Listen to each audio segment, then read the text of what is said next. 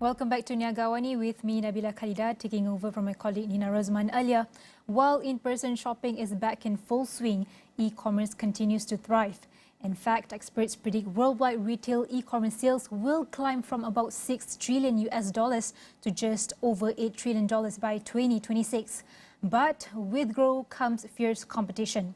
To stand out, online retailers will need to deliver exceptional personalized customer experiences. And to do that, they need to understand the industry trends and consumer behaviors shaping e-commerce. So what does it take to deliver e-commerce experience that will shine in 2024? So to discuss further, joining me in the online is Emmanuelle, the CEO of Flywheel Malaysia. Good morning.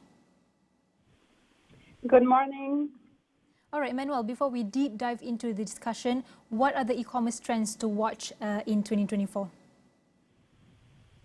So I think this year we will see the trends already starting in 2023. One of the key trends is really about live stream content. I mean live video content, like either in live stream or in video, which will keep rising this year. I think this key trend has been seen in different platforms, like on all online e-commerce platforms, actually. It's really strong for the host or also the brand to really highlight their product, and it's helping to sell, but also to really engage with the shopper. This is one of the main trends we see for this year. Probably the second trend would be about tech and data solutions. As you mentioned, e-commerce is growing fast, and there is fierce competition. So brands need to have very strong knowledge and business intelligence to really win online. So this is really the core. I mean, data solution and data to understand the competitive landscape would be very key to build a strong strategy when it comes to e-commerce. I think that key is something go ahead.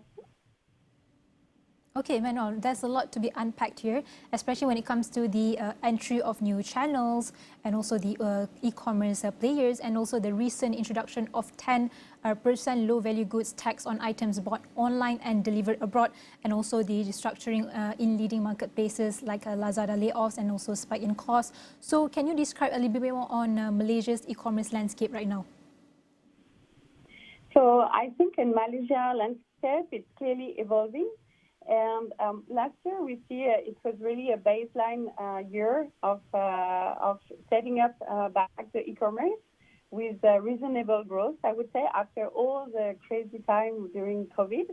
And now I think this year we can really see more pressure in terms of profitability and driving revenue, but also really the entry of new player in Malaysia.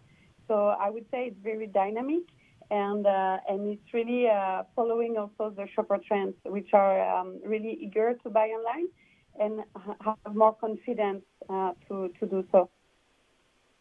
Or as an e-commerce solutions provider like Flywheel itself, can you share an advice on key areas for brands, or maybe not just brands, for businesses as well, to pay attention to in this year, 2024?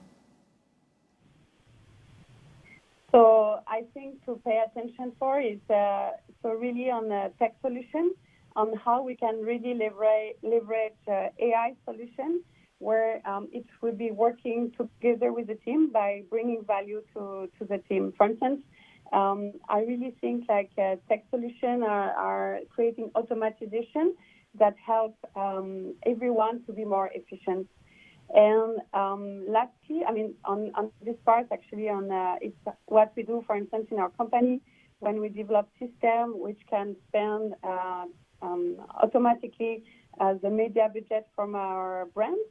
The team here is bringing more value on analyzing the performance and the brand and giving insight to our brands and clients. So this would be one of the key things.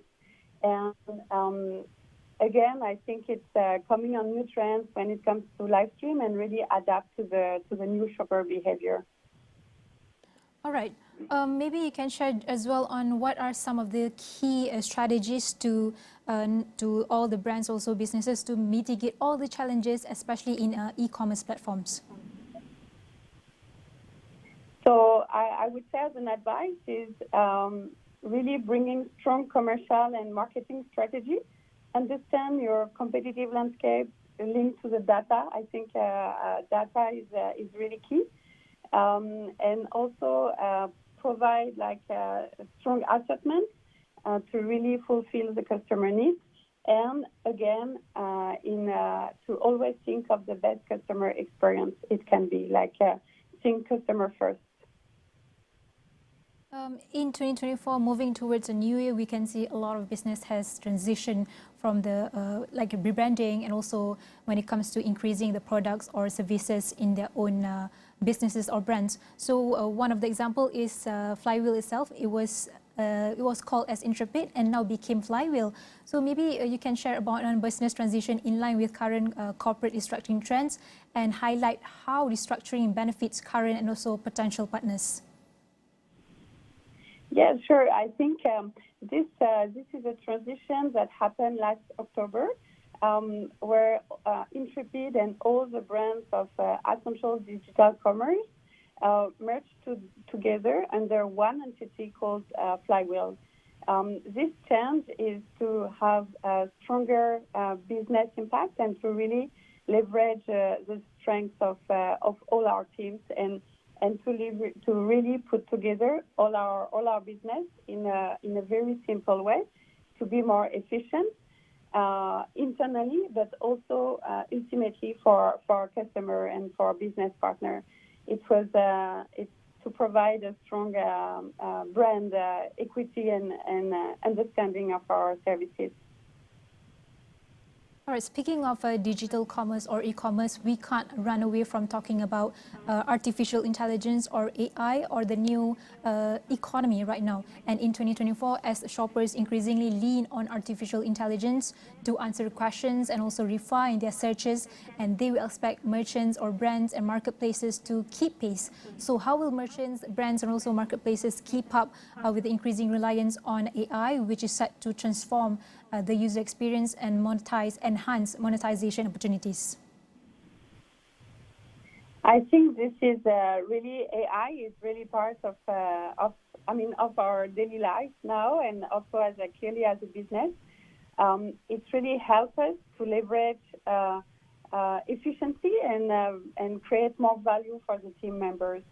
For instance, in our team, like when it comes to data solution, we have solutions that are getting together business intelligence inside, on category, on competitor inside. And based on those data, human people can really extract better understanding, build stronger strategy. I think this is one of the examples, or AI can really help to whatever is very recurrent, like when it comes to design, we can really also leverage AI to be more efficient in our organization. So I really see it's tech and human working together, and the tech allowing the human to bring more value and focus on the high value things to drive better business. I think this is really key.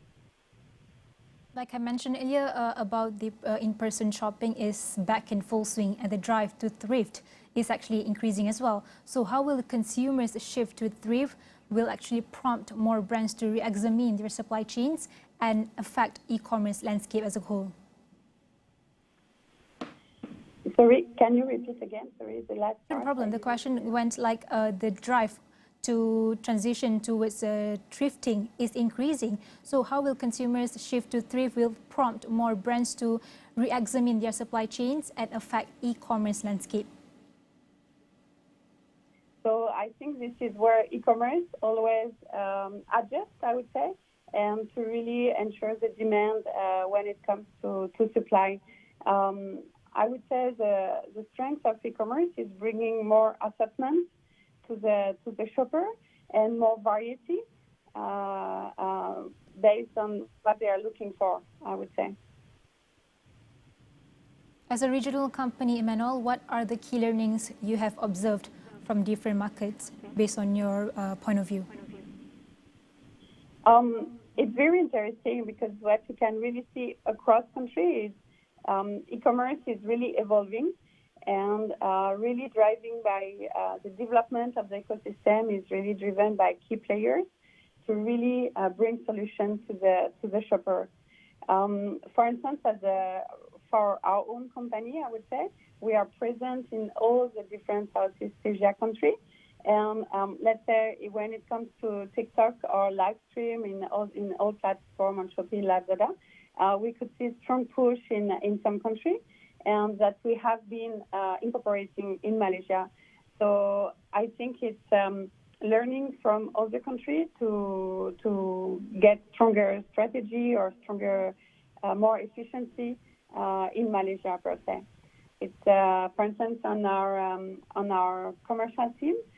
We share learnings on what works well for some products, how to improve the performance and our sale on e-commerce.